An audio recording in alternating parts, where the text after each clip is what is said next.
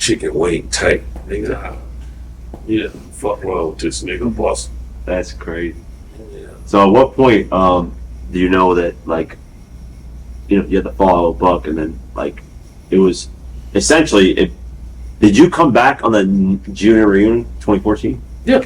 See, me and Fifth always stayed close.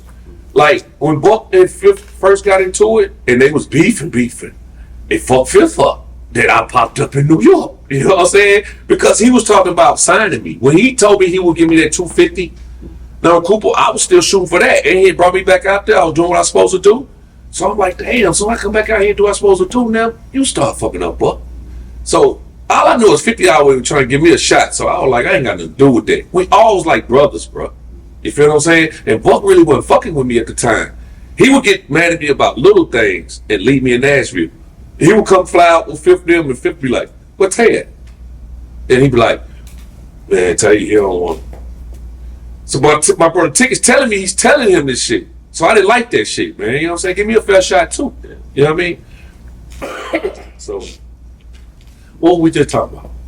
Damn. The junior reunion second run. Oh, I ended up flying up there for 50's birthday, Atlantic City. He was shooting that video where the skin burned off of him, off his face. That video, I guess it's called Burn Me. I love that record. And I got to New York. I flew up there by myself. Flew up there. That was 2008. But see, me and Yayo was real close. We was always close, so I could always call Ye. Then Ye be like, "Yeah, I tell you good. You know, come up, whatever." So Ye knew I was coming, but I don't think Fifth knew. So when I came down to the office and I told them who it was, they were like, "Who?" Because Buck and Fifth was beefing heavy. Everybody in the unit knew. No Nashville, nobody should be here. You know what I'm saying? So I'm like, "It's DTAY. Tell them it's DTAY. 50 bro." You feel what I'm saying? So they like, "All right, you can come up." So I come on up. As soon as I step out the elevator, niggas just looking at me. And I could tell it was uncomfortable. Everybody was like, "Dude, Fifth even know you here, nigga? We know who you is." So I'm walking through the hallway and one of them say, "Fifth in here." So I come look around the corner, Fifth over at this computer screen looking at the video and shit going over, and he look up and see me. He said, "What's up, Tay?" You feel me? And I'm like, "Big bro, I done came up here to let you know I ain't got nothing to do with this shit going on." You feel what I'm saying? I'm still on I'm trying to push my rap shit, bro. You was the one that always said, "Tay, it's your turn." So I'm just letting you know, because I wasn't agreeing with some of that shit bro was doing anyway. He just kind of getting a big head. That's all. You know what I mean? Jumping the gun. So Fifth like, "You good, Tay?" He said, "You cool." He said, "Matter of fact, you rap with me." So his birthday was in Atlantic City that night. So when we left the office, made me jump in with him, chopped it up the whole way to the place, and he was just letting me know, Buck is, what do he call him? Always say about him? Buck is Impulsive. Impulsive. Yeah. Buck's impulsive. Take Buck's impulsive. Buck's gonna do things. He know how he be talking, caught on and shit. Like 20 hours. You know what I'm saying? So we went and kicked it and everything, and from that day on, I would always fly back and forth fucking with bro. Mm-hmm. And then Buck realized he want to come back when he got out there trying to do it by himself. And that's when he made the phone call, and he kind of broke down on the phone, you know what I'm saying, trying to get back out there, you know what I'm saying? And it was never about his talent. So Fifth like, it's a business. So yeah, you can come back. And I never forget, Buck had flew out there, and when he got back, he was excited. And was riding in his, he might have had a Vic, a Camaro or Vic. It was me and him, and he floated down the interstate. And I remember him looking into the air while he was driving. And I'm like, "You good, nigga?" And he was like, "Yeah, I'm good." He said, "Man, nigga Fifth, they were acting weird." And I was like, "What are you talking about?" And he was like, "Cause, man," he said, "I be talking to him." He said, "He just be looking at me." He said, "He was looking at me so much, I thought somebody was standing behind me." He said, I looked back while I was talking to him, look back. He ain't looking at he looking at me. I said, "Yeah, nigga, probably looking at you." I ain't tell him this, but I'm thinking, he probably looking at your ass like, "I got your little motherfucking ass right now. I can really fuck you up." You know what I'm saying? The shit they were saying to each other.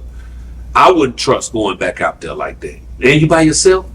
So he probably was looking at him not like that, but he just wanted to see him. Like, he listening to him talk to him, Cause Buck probably ain't think about nothing he done said about it.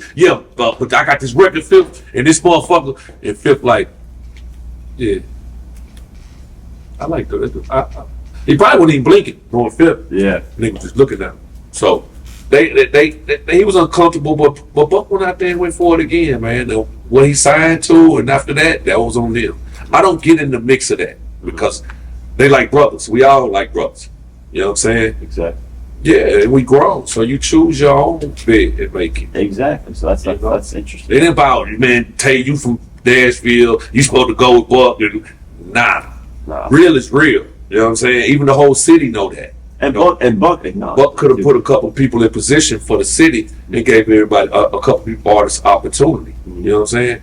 But I don't blame him for that because I think what went wrong was after a game did his whole shit because it was supposed to be June the South, June the West. So it was. Yeah, like that. Once game kind of fucked everything up, 50 just kind of was like, hey, like I tried to set this up the way I wanted it and it would have been really successful. Right. Once game did that, he even stopped giving artists records like that. Like when he was doing Hater of Love of How We Do and all these records that he was writing. Fifth was big. He was being good to his artists, bro. He was being good. I gotta keep it real. I've never seen good to his art, and they burned him. A lot of people burned him. That's why he pulled back so much. That's why he don't trust. They took advantage of his kindness. Bro, I've never seen an artist sell 10 million records and then put themselves to the back burner. Yeah, and say, and put them in the front. Yeah, like that's because the label doesn't want G Unit. They want another 50 exactly. They want the next. Exactly. So exactly. Yeah, I think that's what kind of caused just kind of Cashville Records, which was June South, caused the hope. Exactly.